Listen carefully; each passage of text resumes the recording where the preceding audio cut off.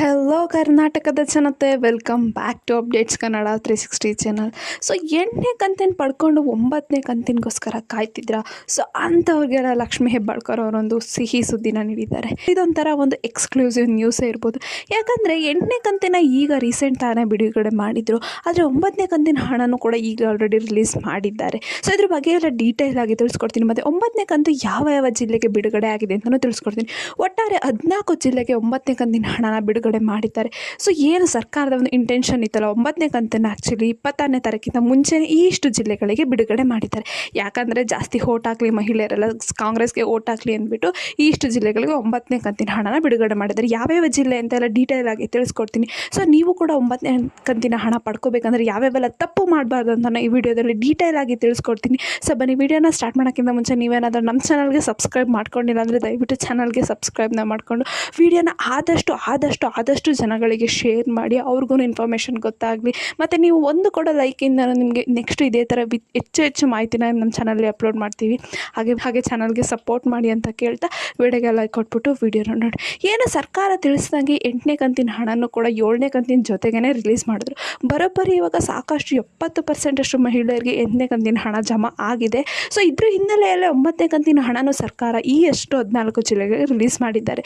So release ಮಾಡಿದ್ದು ಒಂದೇ ಉದ್ದೇಶ ಏನಂದರೆ, ಏನು ಎಲೆಕ್ಷನ್ ಬರ್ತಿದೆಯಲ್ಲ 26ನೇ ತಾರೀಕು, ಸೊ ಅದಕ್ಕಿಂತ ಮುಂಚೆನೇ ಒಂದು ಜನರ ಮನಸ್ಸನ್ನ ಗೆಲ್ಲೋಕ್ಕೋಸ್ಕರ ಈ ಒಂದು 9ನೇ ಕಂತಿನ ಹಣನ ಸರ್ಕಾರದವರು ರಿಲೀಸ್ ಮಾಡಿದ್ದಾರೆ. ಸೊ ಈ ಒಟ್ಟಾರೆ 14 ಜಿಲ್ಲೆಗೆ 9ನೇ ಕಂತಿನ ಹಣ ರಿಲೀಸ್ ಆಗಿದೆ. ಯಾವ್ಯಾವ ಜಿಲ್ಲೆ ಅಂತ ಈ ವಿಡಿಯೋದಲ್ಲಿ ತಿಳಿಸ್ಕೊಡ್ತೀನಿ. ಸೊ ವಿಡಿಯೋನ ಸ್ಕಿಪ್ ಮಾಡೋಕ್ಕೆ ಹೋಗಬೇಡಿ. ಅದಕ್ಕಿಂತ ಮುಂಚೆ ನೀವು ಕೂಡ ಹಣನ ಪಡ್ಕೋಬೇಕು. ಸರ್ಕಾರ 9ನೇ ಕಂತಿನ ಅಲ್ಲ, ಪೆಂಡಿಂಗ್ ಹಣನೂ ಕೂಡ ರಿಲೀಸ್ ಮಾಡ್ತಿದೆ. ಇದನ್ನು ಸ್ವತಃ ಲಕ್ಷ್ಮೀ ಹೆಬ್ಬಾಳ್ಕರ್ ಹೇಳಿದರು.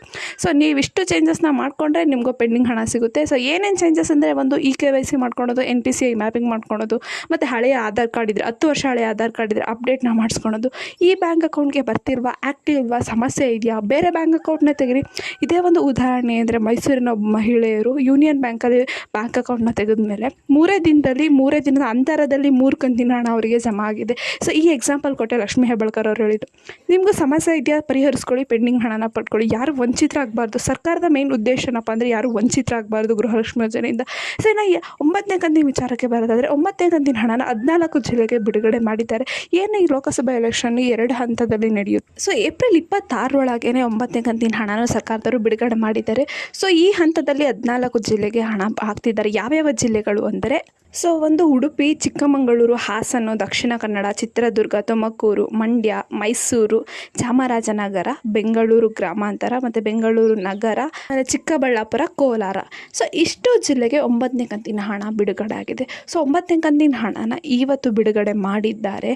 ಸೊ ಬಿಡುಗಡೆ ಆಗಿರೋದು ಬರೋಬ್ಬರಿ ಫಸ್ಟ್ನೇ ದಿನನ 2 ಲಕ್ಷ ಜನಕ್ಕೆ ಬಿಡುಗಡೆ ಮಾಡಿದ್ದಾರೆ ಸರ್ಕಾರದವರು. ಸೊ ಯಾರ್ಯಾರೆಲ್ಲ 9ನೇ ಕಂತಿನ ಹಣಕ್ಕೋಸ್ಕರ ಕಾಯ್ತಿದ್ರೆ, ಸೊ ಅಂಥವ್ರಿಗೆ ಸಿಹಿ ಸುದ್ದಿನ ಇಷ್ಟು ಜಿಲ್ಲೆಗಳಿಗೆ 9ನೇ ಕಂತಿನ ಹಣ ಬಿಡುಗಡೆ ಆಗಿದೆ. ಸೊ ಈ ಮಾಹಿತಿ ನಿಮಗೆ ಇಷ್ಟ ಆಯಿತು ಅಂದ್ಕೊತೀನಿ. ಇಷ್ಟ ಆದರೆ ದಯವಿಟ್ಟು ಚಾನಲ್ಗೆ ಸಬ್ಸ್ಕ್ರೈಬ್ನ ಮಾಡ್ಕೊಳ್ಳಿ. ಸೊ ಇದೇ ರೀತಿ ಒಳ್ಳೊಳ್ಳೆ ಕಂಟೆಂಟ್ಸ್ನ ಅಪ್ಲೋಡ್ ಮಾಡ್ತಾ ಇರ್ತೀವಿ. ನಿಮಗೆ ನೋಟಿಫಿಕೇಷನ್ ಬರಬೇಕಂದ್ರೆ ಬೆಲ್ಲೈಕನನ್ನು ಪ್ರೆಸ್ ಮಾಡಬೇಕು, ಸಬ್ಸ್ಕ್ರೈಬ್ ಬಟನ್ನ ಒತ್ತಬೇಕಂತ ಹೇಳ್ತಾ, ಏನೇ ಪ್ರಾಬ್ಲಮ್ ಇತ್ತು ಕಮೆಂಟ್ನ ಹಾಕಿ. ನಿಮಗೆ 9ನೇ ಕಂತು ಅಥವಾ 8ನೇ ಕಂತಿನ ಹಣ ಬಂತು ಅಂದರೆ ಕಮೆಂಟ್ ಮೂಲಕ ತಿಳಿಸಿ. ಧನ್ಯವಾದಗಳು.